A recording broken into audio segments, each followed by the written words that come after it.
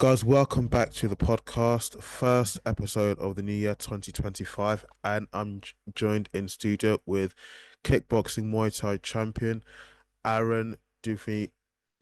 Giving you. Perfect. I got it right the first time. That's awesome. Look, mate, I was asking you earlier before I hit the record button, how are things and how are you doing? Did you have a good Christmas and New Year?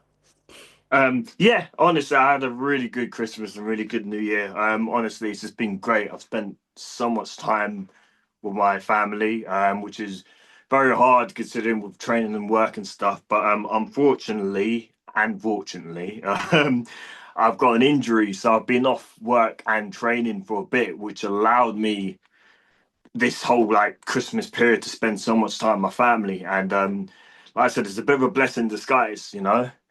So yeah.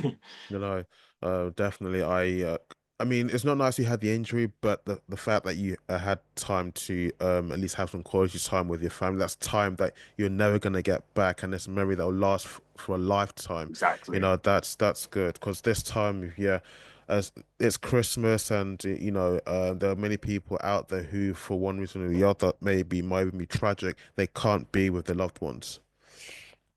Exactly. But as you know, in this game, everyone's Yeah, always no. working and training, and which I will eventually get back into. So it's like I've had this nice period. I've had it all the time. My family, it's like family gathering stuff. Oh, Aaron, we never see you anymore and stuff like that. It's nice to see you making an effort now and stuff. So yeah, it's a blessing in disguise. But at the same time, I just need to see where I'm going with it. I've actually got a perforated eardrum. Yeah, Yeah, my God. your eyes. How how did that happen? I mean, I know I've seen cauliflower ear, tinnitus, all those things, but perforated eardrum, dude, that sounds serious. How did that happen? So I'll tell you how it happened actually. So I suffer so I have like very narrow ear canals, so I get built up wax very easily, you see. So I have to syringe my ears like once or twice a year. And it's not nice, honestly. And like when you can't hear things, your balance is gone, you feel dizzy. It's horrible. Like literally, everyone who's experienced it understand. Whoever hasn't, they don't understand how much like trouble it is. So basically, in sparring, just training, I got hit there. Now, what happened? My ear just went blank for a second. So I thought, oh, it must be built up wax because I've suffered Mm. this before. So clearly, I need to go to like the doctors and ask for the syringe to happen and stuff like that. So I didn't take any note of it. I just thought, oh gosh, like I need to get this sorted out. So I went to the doctors and they said they don't syringe ears anymore. So I thought, oh, okay, that's great. I need to get this sorted because it was really bad. I thought, this is really bad. It's worse than like before.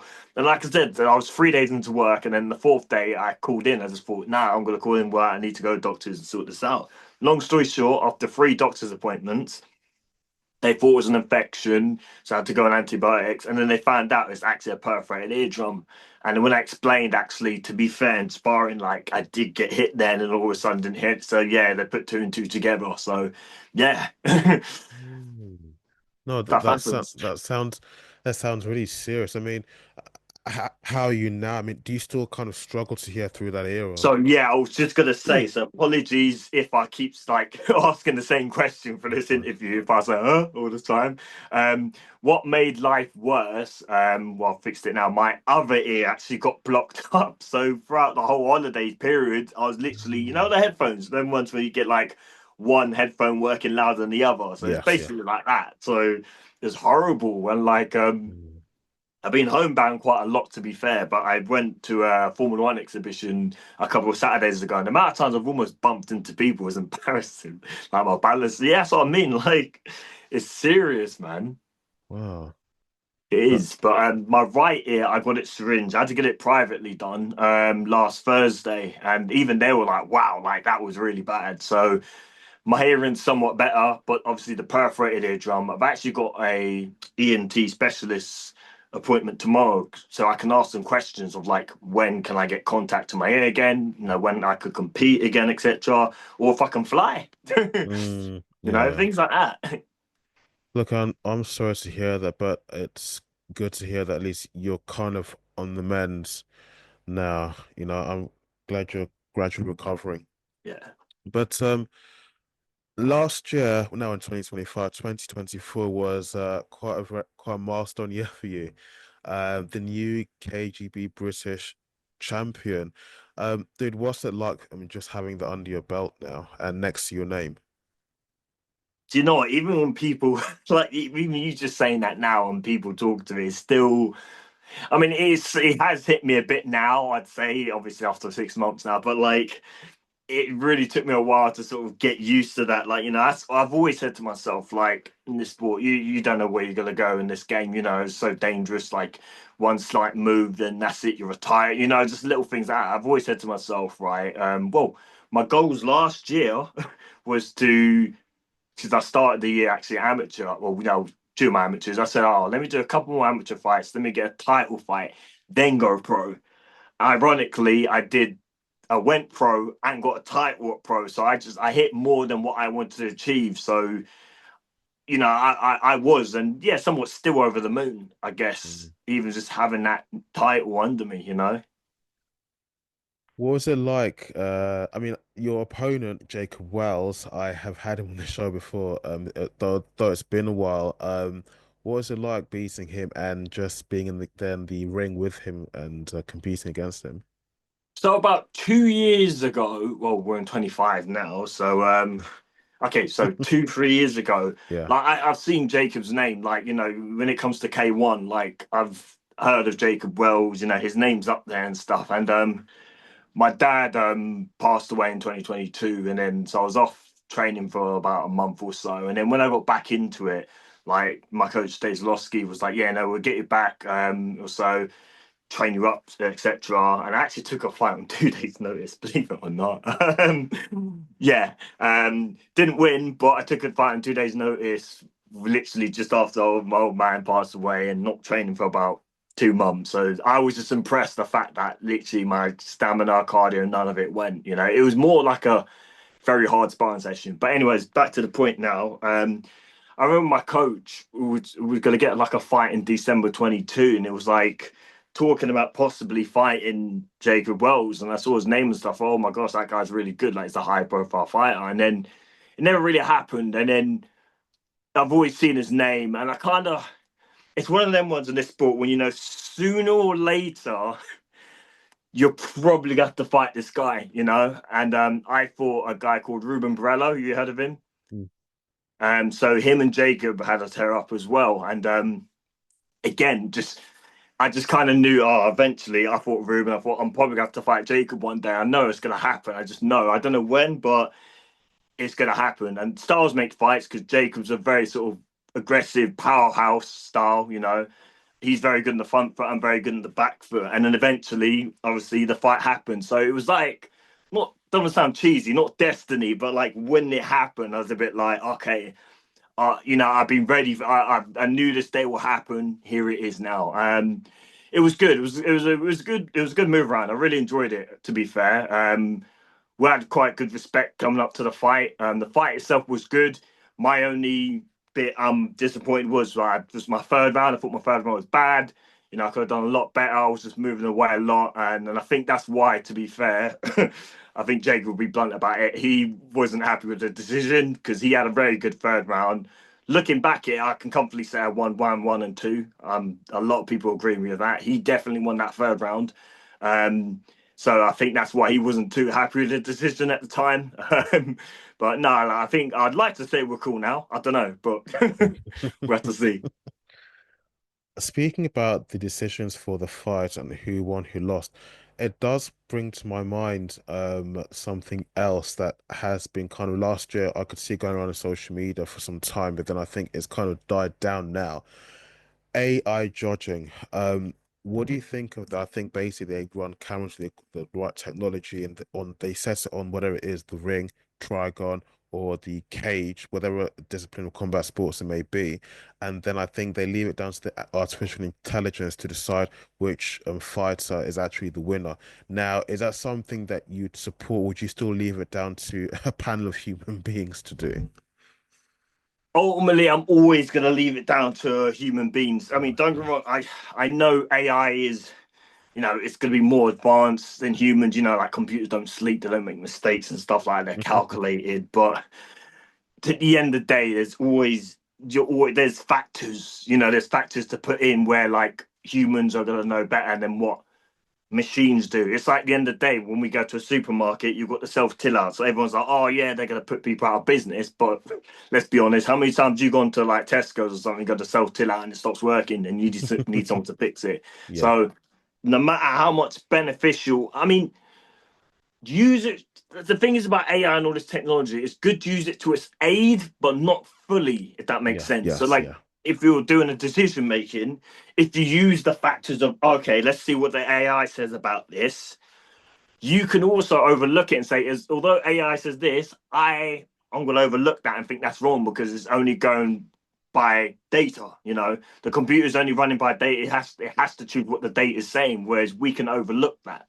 It's running by codes. So So I'm always going to be a fan of human decisions. only thing is that get someone who actually knows what they're doing, knows what they're talking about. Because I have to say that I am even quite shocked when I see a fight, and it's kind of obvious to anyone, even to the most novice, to the most latest person when it comes to combat sports, who's winning that fight, and then to everyone's shock, the judges decide that the other person won that fight. Exactly. It It's mad. It's happens. mad. Yeah. Look, it's the first time me speaking to you, and it's something I always do with my guests. Whether it's a fighter or someone who's relevant to the combat sports as a whole. You yourself, how did you get into combat sports and then niche into Muay Thai and kickboxing? That's a very interesting question. So I started. So you could say when I was about 5, 6 years old, I wanted to get into martial arts. Wanted to do like karate and stuff like that. And what's funny, I started at 7. I think I started 7 years old karate. And do you know what's funny? I remember saying to myself, "Oh, I started this too late." People like who do boxing, martial arts, and all this sort of thing, they start at 5 years old and they become world champions. Like you have to start at 5 or younger to be like really good. No, I was 7 at the time. um, did that for 2 years and ended up moving because I used to live in Lewisham and then obviously stopped. And as I got older, I kind of thought I'm interested in combat sports. I'm into martial arts and stuff like that. My old man loved his boxing. He wasn't a fan of UFC though, but yeah. But then when I got to about 15 years old, and that's when I got into UFC. So I was at the 2010 days, and I really liked UFC. I really just like martial arts. And I thought to myself, why? I love this stuff, but I don't do it. Like, I used to do karate. And I was a very tall, skinny kid in school, So I was just like, I need to sort of I like the stuff. I want to be able to be comfortable to defend myself. So I got into Taekwondo and I thought, oh, I don't know if this is a good idea because I'm not flexible. Like, but yeah, that's how it all started. Started Taekwondo, and that was 15 years ago, like this February. So it'll be my 15th anniversary just doing combat sports. So it all started from Taekwondo, and then when I was in Taekwondo, I always said to myself I'd want to get to MMA, and it's just because I loved UFC and stuff. I always loved it, but I was always scared because I thought, oh, I'm too skinny for it. Maybe if I become a black belt, then I'll get a little bit more respect, and knowledge to go into that sport. And then eventually I didn't wait till I was black belt. I eventually went to an MMA gym called Extreme Fighters. I knew a lot of fighters there because my Taekwondo, the guy who does my gradings, he ran that gym, as well as another Taekwondo fighter, Steve Elliott. And obviously that's where I met my coach now, David Zalowski, as well. So I got into Muay Thai and K1 very well because, as you know, it's a stand-up art, and I've got the stand-up background already. And yes, I did do a bit of like I went to like other MMA gyms while I was doing Taekwondo and boxing. But when I went to Extreme Fighters, that's when I really sort of fell in love with the Thai and K1 scene. So yeah, and then the rest is kind of history. Like I said, it was originally MMA, but I fell in love with the striking because I've got that sort of stand-up background. I got my black belt, and then before you know it, I mean, I did train in jiu-jitsu, I did do stuff like that, and then boom, K1 journey slash Muay Thai. You said at one point in the past, in your earlier days, that you were kind of enticed by the possibility of getting to mixed martial arts. I mean, now you have achieved quite a really big achievement of being champion for a big well-known mainstream promotion of KGP MTGP. Um, would you like to kind of change over to the other discipline of mixed martial arts? I mean, I was going to ask you, is it that you felt that Muay Thai is a bit safer? Because in mixed martial arts, you can use virtually everything you learned, the taekwondo, the BJJ, jiu-jitsu, judo, boxing, everything you can use in the cage there. But with Muay Thai, it's like a set of rules, so you have to stick to that. I mean, do you have any plans to probably change discipline if in the So future? what's funny, I've competed in every discipline but MMA. So Ah, I that's see. why in my head there's always that part of me. And I will say I would like to do.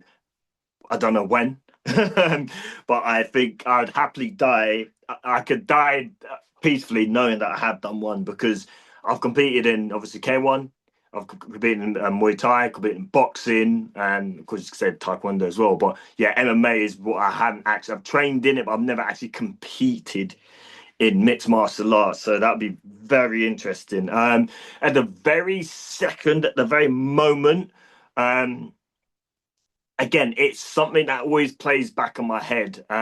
It's funny how you say about the rule set thing about obviously of MMA. Obviously you can use everything. There's no rules, whereas other sports you're limited and stuff like that. But what I kind of find with Muay Thai lately, which is very interesting, is what I'm surprised it hasn't blown up as much as it should has. It's in comparison to boxing, like obviously boxing you could just use the hands. With Muay Thai you could pretty much use everything, but obviously you don't fight in the ground. So I think if anything, the closest thing that comes to MMA would be Muay Thai, which is very interesting.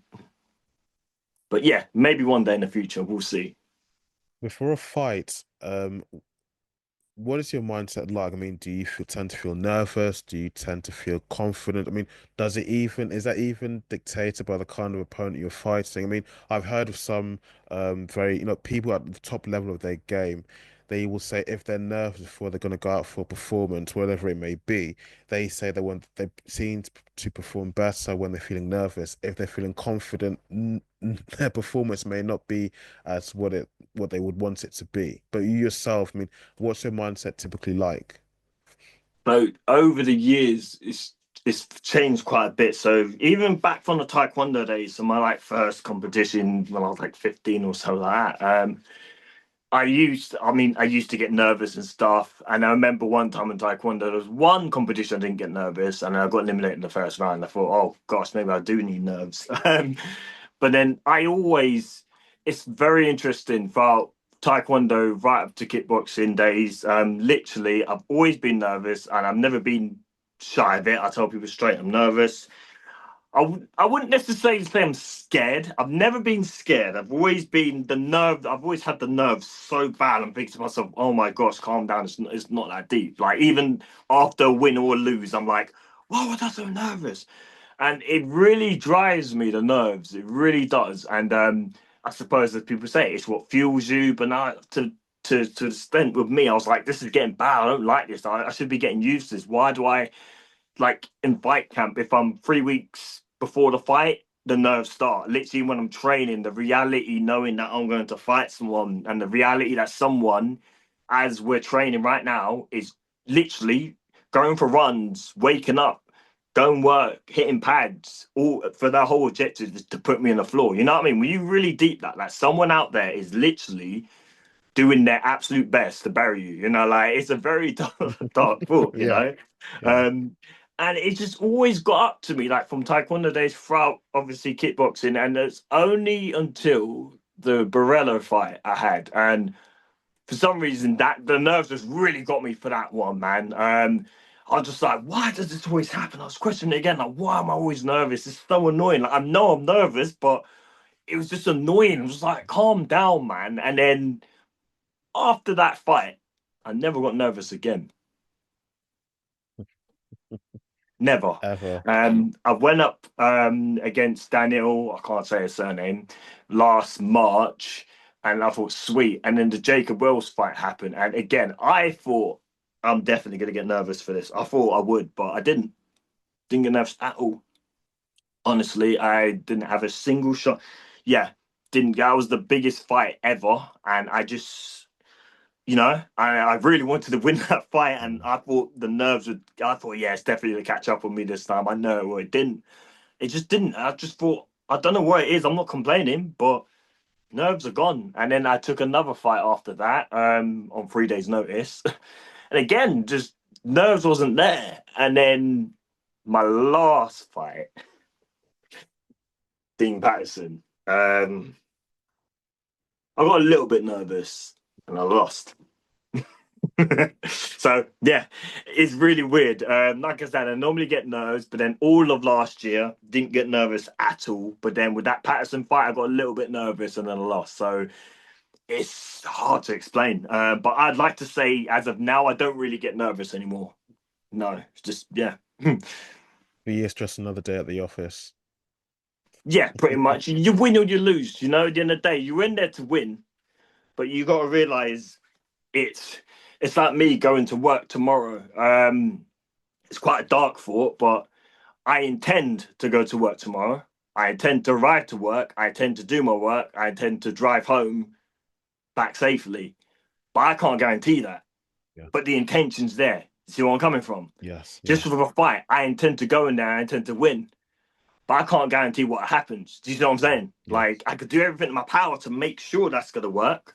Same thing with me going to work. Who's going to stop an idiot from hitting? I mean, I don't want to wish that on me, but do you see what I'm coming from? So that's how I've always looked at it with fighting. Um, as a champion, obviously you have a lot of fights beneath your belt. But who has been your toughest opponent?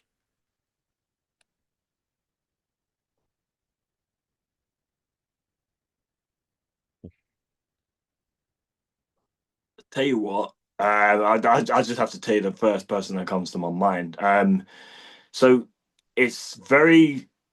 So when I say it's funny you say tough because you got to define tough sometimes. That's the thing because like I probably have had like more exhausting fights, but in terms of tough, in terms of IQ difficulty and everything, I've got to say Borello. The thing is about that fight was I'm probably gonna give him a lot of credit for this now. Thing is about when I fought Ruben was I don't know how he felt when he was doing it, but I felt like as if those movies when you fight that person and they're just that bit above you, as in Yeah. they could just read everything you did. It just felt like when I fought him, it was like, show me what you got. Okay, no, missed. No, nah, try again. Ooh, not bad. Okay, my turn. In and out, punish, and it felt like as if he was. It almost felt like he was a teacher. Like it just felt like, yeah, because I thought when you look at Borello's style, well, before our fights, obviously he's changed a lot now, but like he's a very forward fighter. So I thought when he was going to fight me, I thought he was going to come in gun blazing 2,000 miles an hour, try and take my head off. Touch gloves, guy was just patient. And I thought, obviously you have to obviously adapt and improvise on a fight. But I thought he was going to come at me at a million miles an hour. Again, if you watch the fight between him and Jacob Wells, I thought he was just going to come straight at me at Stephen Train and try and flatline me, And then again, he was very patient. He had a very good fight game plan because it worked. um, he lured me in because, like I said, I was expecting him to come into my range. He was making me sort of go forward and miss and stuff. Like again, it was a bit like miss. Ooh, nice shot, not bad. And he would come in and out. He'd come in with short bursts, had landed some heavy combinations, and then back out again. So I'm just like, oh crap! Now he's out outside my range. I'm thinking I'm usually the guy who's controlling the range.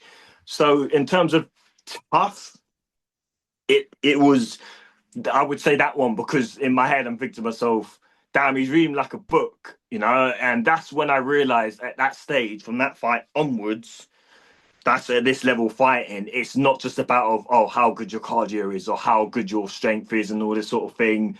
Like it now, you need fight IQ. You need to know obviously distance, movements, angles and stuff, combinations. It's not just a case of just keeping fit and throwing hands, you know, otherwise everyone will be fighters. So that is my quote unquote toughest fight, I'd say.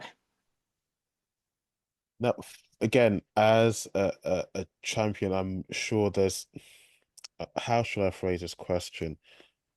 For you, I know I've asked you about your toughest opponent, but for you yourself, who would be, as in two factors, your dream opponent and the venue where you'd like it to be? It wouldn't have to be here here on home soil in the UK, but anywhere in the world. I mean, you know, for the UFC and mixed martial arts, people always want Madison Square Gardens and so on. But for you, where would two one the opponent and then the place? There's two fighters that come to my mind. This can this be any fighter from any discipline? Yeah, yeah. Um, there's two fighters that come to my mind. I will say,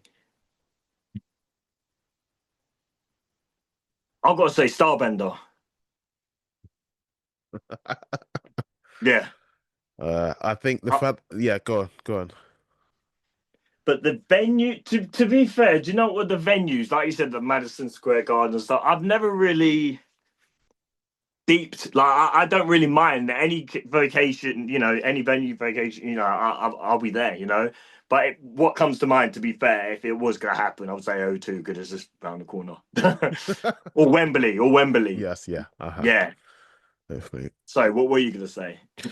No, I said, well, because you got that Muay Thai kickboxing background whereby you can use your hands as well, you know, it does make sense why I would have matched up with him because he's still regarded as one of the best strikers of all time in mixed martial arts. So I can completely see, you know, it makes sense completely. Um, what future plans do you have? I mean, would you I think I've asked you about the mixed martial arts, but I mean, would you like to compete in other promotions? Because you're still very young, so you've still got a lot of fights ahead of you. So I mean, what future plans do you have business wise? Would you like to open your own gym? So, at the very moment now, do you know, I've had thoughts about that, opening my own gym and stuff. I think that's something I'd have to consider when I'm a bit more older, a bit more fights under my belts. At this very moment, right now, I won't be looking into that. This year, like I said, I just want to know where I stand with this perforated ear. But I would definitely, I would like something like a European title this year. You know, that I would like that. I'd be happy if I got a European title this year. Again, like I need to obviously get back into my fights. Like I said, we'll see where I am with this injury, but we'll go from there. And like you said about MMA and stuff, that's always something I've just had in my head. Like, you know, maybe I should do that transition. Every now and then, actually, I would consider obviously going back to Brazilian Jiu Jitsu and stuff. I used to wrestle quite a lot, and I got an injury from wrestling about a year, oh no, now 2 years ago, which is really annoying because I really enjoyed wrestling. It was one of those things where I was just kind of naturally good at. Even when I went to like the classes and stuff, people, oh wow, you're really good. Have you done this before? No, not really. Like I've always just naturally been good wrestling, and then like I said, I got an injury of someone because I think they just got frustrated because my defense was very good. They were trying to take me down. My cardio is very good for wrestling as well. And then I got an ACG stage one. At least my bone was sticking out. Yeah, so that put me off it, and I realized, hang on, it's distracting me from my main sport now. So yeah, but I'd definitely get back into that because I actually enjoyed that sport as it is, regardless of whether I do MMA or not. I would love to get back into wrestling. Your nickname, how did you earn it? And Mr. Enigma. I Just mean, doing it. of course, when any nickname, it kind of makes sense when you read the name, when you say the name, and when you look at the person, what they do. But from the horse's mouth, you yourself, how did you come about earning it? So my coach gave it to me. So if you see the name, it's actually Mystery Enigma, if you notice that. Is it? Yes, Mystery Enigma. Mr. Yes. Yeah, so it's very Oh God. confusing. So the thing is, it's very long and confusing. And then ironically, my coach said it kind of describes me as a nutshell because I can never tell a story. I can never tell a long story short. So it's mystery, Mr. Enigma. So Enigma because I'm a bit of a puzzle. No one knows what I'm going to throw next. You know, what kind of styles you're going to do. I'm also a switcher stance as well. So a lot of people find me hard to read. A lot of people find me annoying. So I suppose I am a bit of a mystery as well. So that's why he came up with the name Mystery Enigma. No, So yeah, you can say Mr. Enigma or Mystery Enigma. So yeah, a lot I of people like. say that's so long we have to explain that, but then that's kind of me in my personality as well. I'm not a straightforward person. Like, so yeah, I there like you that. go. I like it. I like it a lot. Um, It's long, it's complicated. you know, sorry, I keep saying champion because if you're at the top of the game, then I'm sure people will have a lot, a lot of questions they want to ask you, and they will have, they will listen to what you have to say. Because if you achieve that kind of success, then you must know what you're talking about. So you must have been doing a lot of things right. Um, what do you what do you think about the current scene of Muay Thai kickboxing in the UK? Because one of the things that does kind of annoy me a lot is that the sport itself isn't really being talked about. I mean, I of course, if you look at combat sports, I think the mixed martial arts has got the biggest share, and of course, it's what's happening in the US scene with the UFC. As in, I think it's very hard to see interviews about fighters and more local scene here in the UK and in Muay Thai. So, as in, what do you think about the scene? Do you think there's anything that could be done better, especially in terms of media, that fighters could be sought after more to be interviewed just to get their perspective on things? So I've had this question quite a few times. I've mentioned it actually in previous interviews before. It's annoying. So my highlight video actually, I did say how I love MMA, I love boxing, but I personally think Muay Thai and K1's the most exciting combat sport in the world because where the boxing fans will watch MMA, they'll say, "Oh, it's great," but they hug all the time. Hug. And then you get the MMA fans, they'll be like, "Oh, boxers can't fight; they only just use their hands," you know. So I'm just like to you guys that have like arguing this and this. There's actually a sport. There's a nice sweet spot in between, and it really does.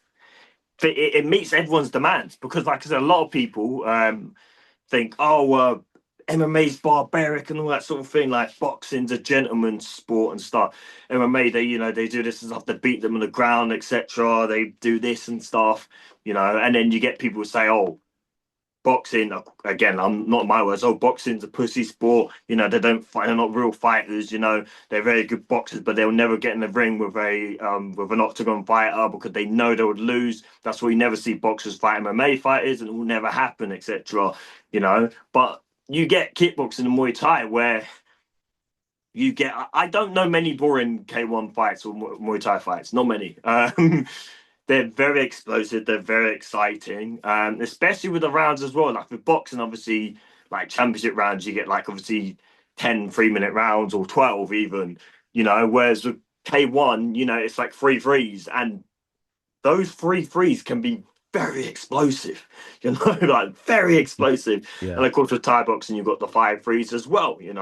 I just think that sport is what's going wrong is obviously the mainstream. What the sport needs is I like to call it the Conor McGregor effect. No, no, no. What it needs first is they need a fighter that is so good, and I've said this before, that everyone in combat sports has to watch the sport. So they'll need a really good fighter first, like a John Jones sort of thing, where this person is just dominating, whether that's K1 or Thai Mm. boxing, or that person might even do both. They might dominate both worlds, and to the stage where it gets like Dana White's attention or something, or someone else's attention, where they say, "Oh, comedy show," but then they stick to the sport. They don't jump to MMA like everyone else do. They stay in that sport, dominate, and just dominate and dominate to the stage where people have to find out who this person is, and then you'll need that second person, the Conor McGregor person, this person who just chats waffles and get involved with other what's the word, activities outside the sport. So for example, like they're like, I don't know, let's say they go like Love Island or something like that, or Big Brother, and they'll be like, oh yeah, I'm a professional K1 fighter. I mean, look at Andrew Tate, perfect example. Like no one knew Andrew Tate was a kickboxer. No Mm, one knew. It's only yeah. afterwards. It's like, oh yeah, he's a professional kickboxer. And then you see the videos of him fighting. No one knew who he was when he was a K1 fighter. Like even like hardcore like kickboxing fans and stuff. So, oh, do you know what? I didn't even hear about Andrew. That's the thing. You know, he was a champion. Like, you know what I mean? Like that's a prime example, you know. Had circumstances been different, like let's say he was still fighting and stuff, it might generate money. Like, you know, even people say, oh, Andrew Tate versus Jake Paul and stuff. Like, let's say they made that in the K1 fight, you know, it's how you position these things. We need like a fighter, like a Tate McGregor sort of thing, where people sort of love hate them. So they, when they fight, you gotta want to see this guy either win. You want him to win, or you want him to get beaten up. So that's what the sports need. But I think there's just a lot of respect in the sport, you know, which is a good thing, but can also be a bad thing promotional wise. Would you support any? I mean, also take into account what you just said that the particular fighter should stay in the sport, stay loyal to the sport, and dominate. You know, rise to the top, become champion. Would you also support the cross promotions between for fighting promotions regardless of the discipline that they're involved in? Say KGP or MTGP kind of has promotion with PFL or Bellator. Would you support that? That's very interesting. Because yeah, like I said, I always think people should stay in a lane, make your name, make your name in the sport. But collaborating with those other organizations, it can help. It can help, you know.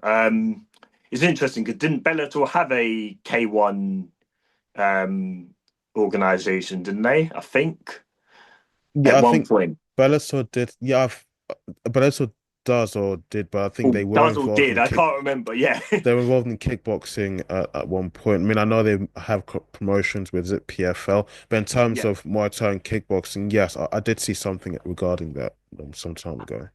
I think it would be good again because it just gets the sports out there. It's like you know how one has obviously MMA, kickboxing, and Muay Thai, you know, and one's really rising, one's doing everything good, you Yeah. know, and it's getting people's attention. You know, a lot of the casual UFC fans are now sort of interested in one now, you know, because obviously you've got quite a few ex UFC fighters on there and stuff. Yeah. So they're doing a very clever approach one. But yeah, but if something like UFC done the same thing as one, I don't think Dana White would, but it would generate a lot of revenue and it would generate a lot of new people into sport if Dana Yeah. White got like a Muay Thai K1 organization. Because again, that would be a threat to one.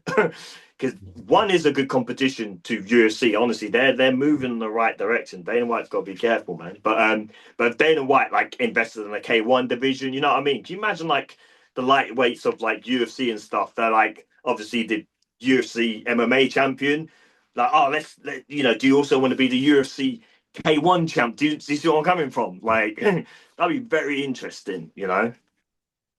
Thing is, from what we've all seen, really, the UFC and Dana White are very iron-fisted with their brand and what they've managed to build up over the years. I mean, what can I say? I mean, the promotion, I mean, they don't always host the best fights. I've seen that even some of the other brands, MTGP, KGP, Bellator, PFL, they may not be as they're mainstream, but they still haven't got that branding star power that the UFC have. And so therefore the UFC can get away with hosting an okay card, but there's plenty of hype and the trash talk was good. But what happened in the cage and the octagon just didn't live up to all the hype. So I think it'd be a very, very long time for the see the UFC, dude. I think maybe it would be when Dana White's has finally come off the throne and someone else has taken his place, maybe. That'll be interesting. Um, for you, who's the most talented rising prospects in the UK Muay Thai kickboxing scene at the moment? Ooh. Um, quite a few names. Yeah. To be honest with you, I can't think of anyone in my head just of yet. To be fair, I generally only just look at my rivals or so. So I really couldn't tell you to be fair. Like I said, I've got a few names in my head, but I wouldn't again, because I'm just watching these guys, I'm watching these guys because they're competition, people I may potentially fight. Oh, actually, I've got to look out for these guys and stuff. Um, but I'll be honest with you, I actually couldn't give you an answer for that right now. I know it's a bit disappointing. Well, There is a lot of names. There's a lot of names, but there yeah. isn't anyone like in my head right now where I think to myself, like, oh, out of all those names, I think this. But I mean, You can I give feel more like than I one. should Like give an answer. if you like, you can give more than one because I know it can be hard to just say this person and, and that's it. But you can give more than one. I mean, to be fair, the first person that actually comes to my mind, I trained with this person quite a few times. This was actually the first person that came to my mind because I've seen train with spar with them quite a bit. It's probably Tom Kirk. I'll be honest with you. Yeah. Yeah, because Just I've sparred with him for the last couple of years, and I've kind of watched him like literally go from fight to title fight to like British to like European to world title fights, and he never backs down. He never backs down. Honestly, he just keeps going and going and going and going and going and going and going. He's a very forward fighter. I like his work ethic.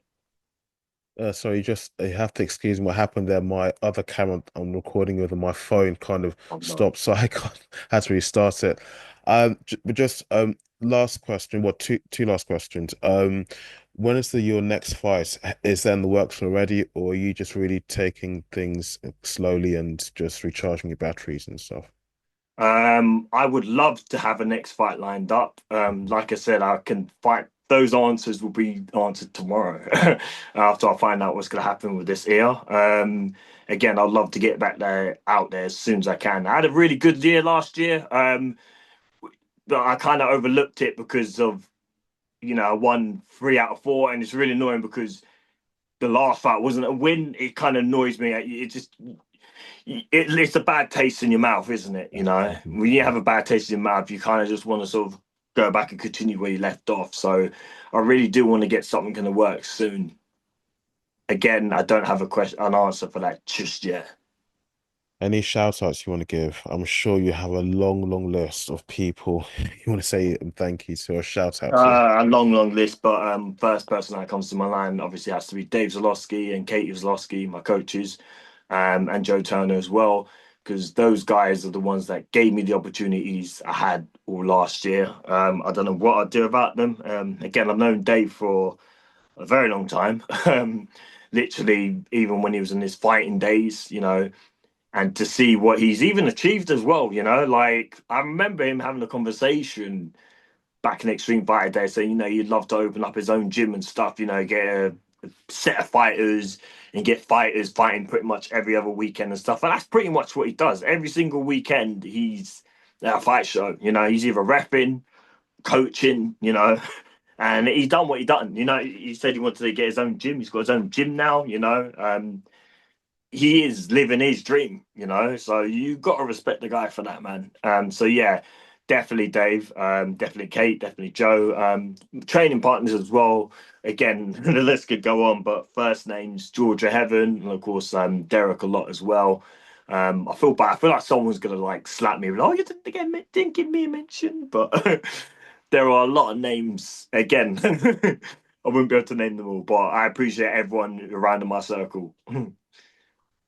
Guys, thank you for watching. Thank you for listening. If you're watching this on YouTube, don't forget to hit the like button and don't forget to hit the subscribe button.